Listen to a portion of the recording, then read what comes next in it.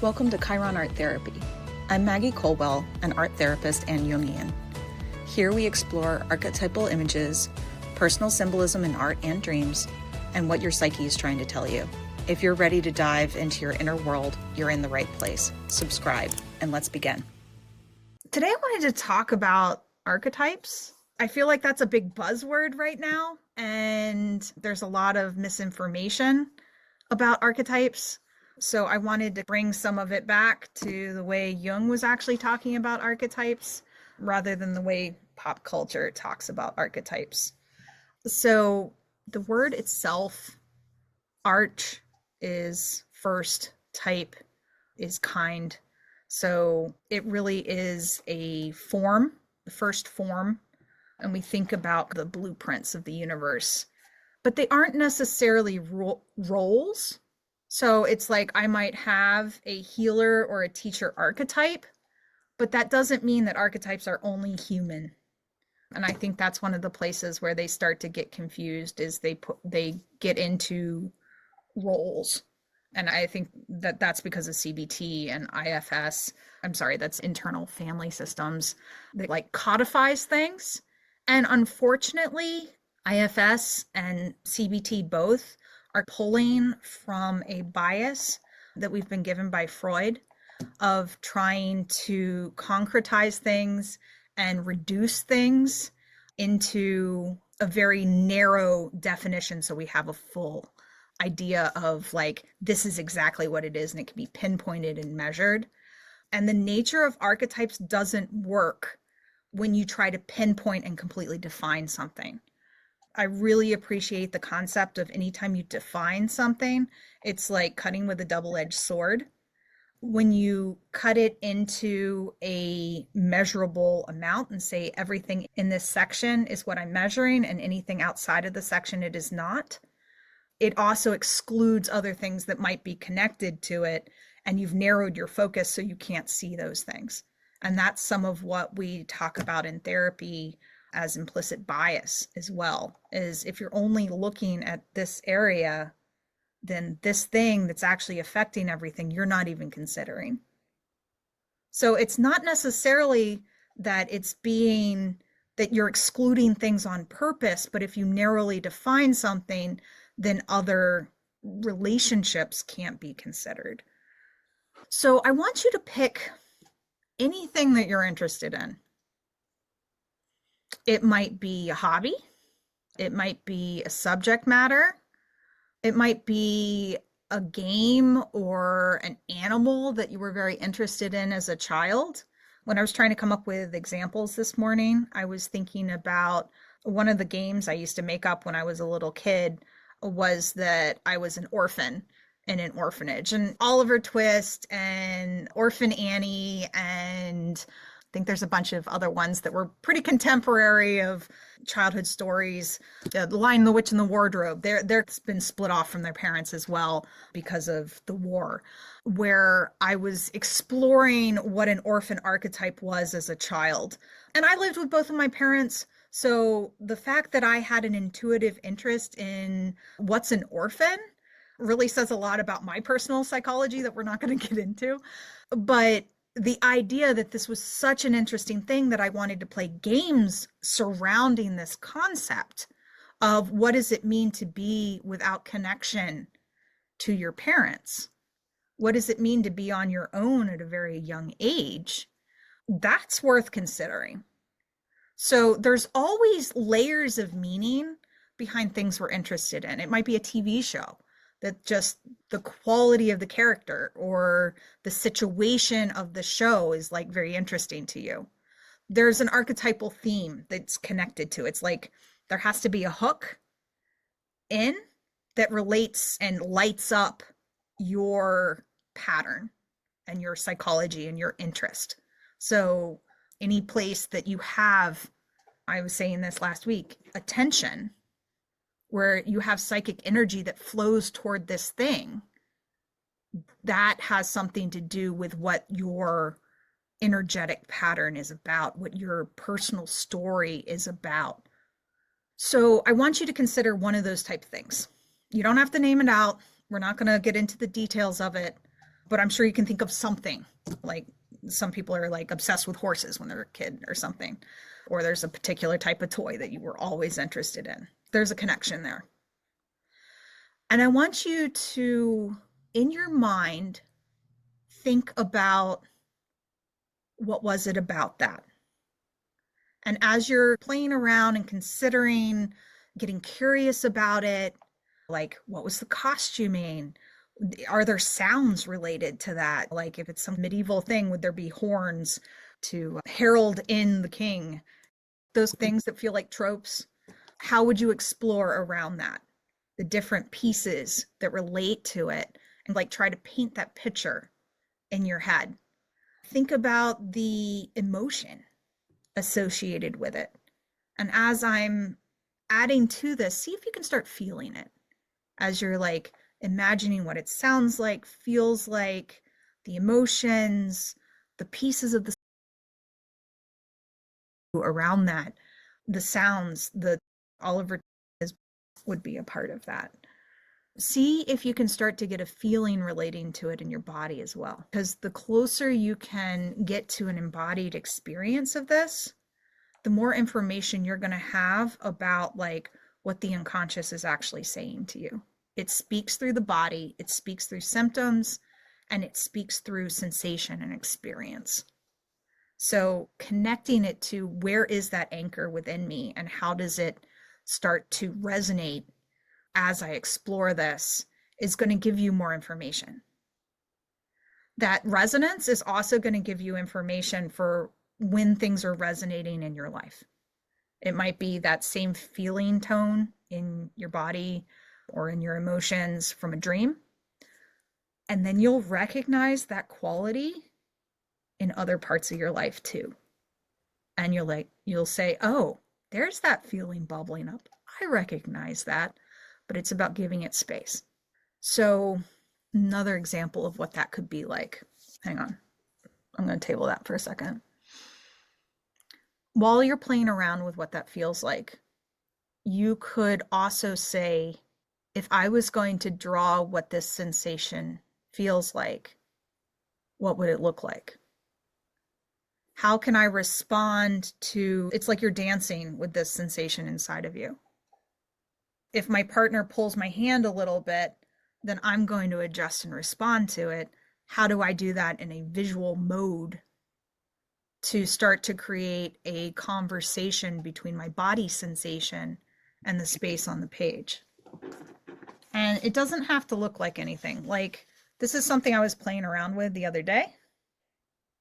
It's very fuzzy paper. It's called velour and chalk pastel. Nice. See this, like, doesn't really look like anything. It sort of has a leaf shape and a bunch of squiggles, right? But it was more about this undulating looping and the joy I was getting from the color layering that became the conversation as I played around with it. So I want to leave this very much open of, as you respond, it's like your words are visual.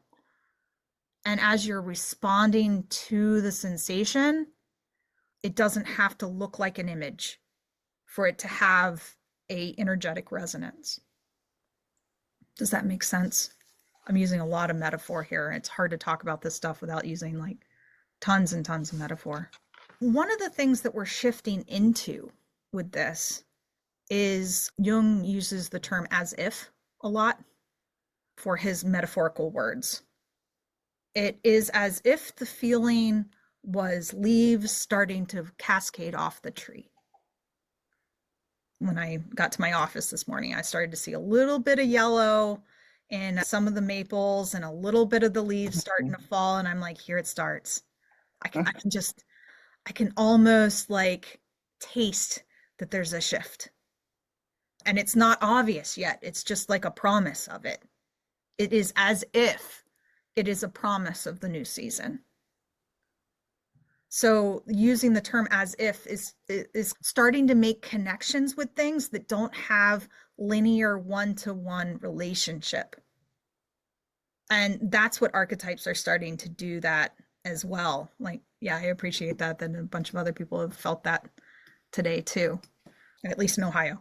I can't say for anywhere else, but archetypes have relationships that seem to be sometimes associated by quality. And it's not a narrow linear relationship always. It's not necessarily this causes this. It can be like this relates to this through the same type of feeling. Or like, how do we describe things around the concept of courage, bravery, needing to have courage? Is there justice and humility as part of courage? And I would say that's starting to look at courage in balance. Without fear, we wouldn't need courage. Or the image of, like, we talk about the courageous lion and a pride of lions and the cowardly lion, that we typically associate the lion with the concept of courage. So there's a relationship there. And why? You can, and I'm trying to use like courage and lion is a good example of that's not necessarily just a human thing. You see that with animals that have like a lion goes out there and does what it needs to do. It may have an aggressiveness to it in the right setting. Or the archetype of contraction. We do that every time we breathe out. Our ribs contract. Our heart contracts as it beats.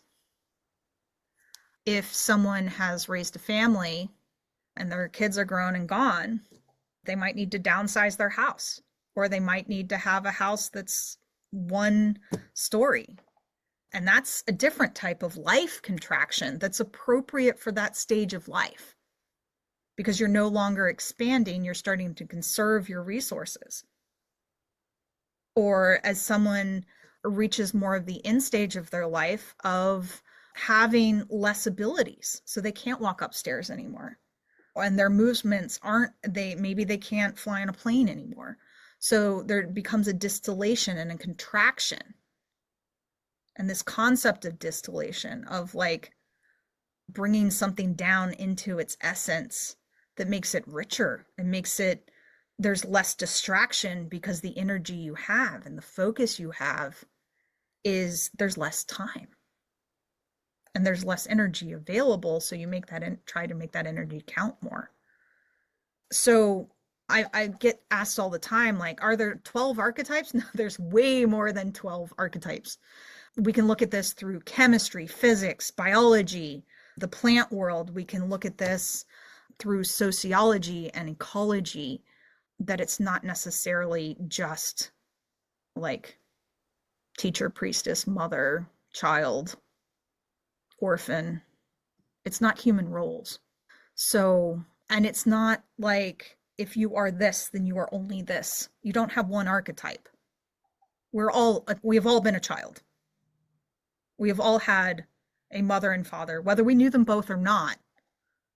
There was a person that birthed you, right? That scares me tremendously about the concept of, if we're going to have literal test tube babies with like mechanical wombs that don't have mothers, and you're not like symbiotic with the mother's energetic field as you're a fetus. That scares me a lot. There might be people born that aren't born out of the living mother's body. It'll have interesting implications of what that does to somebody's psyche. I'm going to pause for a second. Does anybody have any questions about this? Because I'm trying to set this up in a way that opens things up to you making connections rather than reducing things down. There's a lot of silos in our life right now, and I think we need some holistic bridging between different things so that we can take more into account rather than less. And I think this is a core piece of what Jungian concepts are about saying, what is my physical sensation right now? What is the emotional quality of this? How do the humanities fit into how I'm responding to something that gives me a better understanding of what I'm experiencing in the world? where we have a place for our heart and our soul in there. It's about coming to the heart space. And I feel like that's also about being aware of feminine consciousness, because our society has been so masculine, linear logic, scientific measurement focused. So the collective unconscious has all of the potentialities of all the structures of everything, not just humanity, in it. And the archetypes are potentialities. They're like potential structures underneath that, like in the collective unconscious. And that's the idea that we all have access to all of humanity through the collective unconscious, so that we all have those structures. But that doesn't mean that they're all going to manifest in every person. I like looking at it from astrology. And I believe that astrology is like a way to graph out which potential archetypal forms have more of a resonance in each individual. That different categories of the DNA that might express itself. It's like we're all made up of the same DNA parts, but the different genes we have say that we have more of a likelihood of expressing this or that. And I think astrology shows us that pattern, this potential or that potential, but how we actually manifest them, it could be very different. So somebody with a strong teacher archetype, somebody who is a preschool teacher, is going to have a very different teacher archetype than somebody who is in a medical teaching program for doctors, right? Or somebody doing breakthroughs of astrophysics or something like that. It's a very, very different, or somebody who's trying to train people for vocational school out of high school. That's also a different hands-on training, and it's going to be a very different type of way to teach people. So there's the potential there, and how we align to it and what manifests in it. That's the individuation process, is how much we are able to manifest our potentials. And it's not always positive. Some people have really sad destinies. I think that explains a lot of suffering of someone who is born with really, really debilitating disabilities is going to have a very constricted destiny of what they're able to do, just from like pure physical limitations. I don't think there's any one archetype that's going to predominate. And I think that's where people get confused about how it's being used in pop culture, is there's many different archetypes that are present in your life right now. Like, we all have different ways that we interact with in the world. Like, we all have a child archetype. I don't have any children, but I can be mothering in certain ways. Your profession is probably related to an archetype. Your relationships may fall into certain patterns, where something like you start looking at images of the tarot as examples for different types of relationships. I was thinking about is it the Three of Cups that has three women dancing? It's like the muses. And that's like women best buddies having a group that way, which is very different than the Two of Cups, which is a marriage relationship, or the Four of Wands, which is also a marriage relationship, or the Hermit, which is a very solitary relationship, because he's by himself, he's turning inward. And the Star card is the feminine version of that, of turning inward and seeking the divine within. So sometimes it's about trying to find a myth or a fairy tale that starts to illustrate what story you're living. And that's finding your personal myth, of saying, like, who are the characters in my personal myth? How am I aligning with this? What role am I playing? Like, if I've been in a position where I feel victimized, how do I shift into a place where I have more resolution and more I was about to say control, but that's not quite the right word, where I've gotten out of that stuck place and there's more freedom for movement. So a lot of times the fairy tales can be like telling us how an archetype acts so that we can figure out how we are relating all according to how that archetype plays out. The way I normally go into like how do I like one take a book of fairy tales and see which ones you like find really cool. When one starts speaking to you, that's an answer. The other one would be if you have dreams or things that come up in your life that feel like symbols, is doing some Googling and trying to find like what fairy tales relate to. Like I had a dream about a frog a few weeks ago. So I've been on this frog kick. Did that, read the frog prints a couple of times. Now I'm working on a frog painting. So I'm continuing to add energy into this energy of frog to try to figure out what that energy is within me that wants to be fed. So spending more time on an image like through an art project would be a different way to do that rather than like reading about it. It's you're creating a space where you're giving it that listening and you're being curious to be able to see what else comes up in you intuitively or emotionally as you continue to have a conversation with it. I really love the Wild Unknown Archetype deck from Kim Krantz. Kim Krantz got her master's degree from Pacifica, and I absolutely love this deck. It has a whole bunch of different images that she's done as collages that have a lot of really cool explorations of archetypes in it. It's really succinct, it's visually rich, and she's the real deal. She's not pop psychology. So that would be one way if you want to explore it visually. The Wild Unknown Archetype card deck, and it's by Kim Krantz. She has several decks. She's pretty cool. So that would be one place. Another place would be, so this is a book by Taschen called The Book of Symbols, and it was made by the Archive for Research in Archetypal Symbolism. And it's so wordy, the Archive for Research in Archetypal Symbolism, or ARAS.org,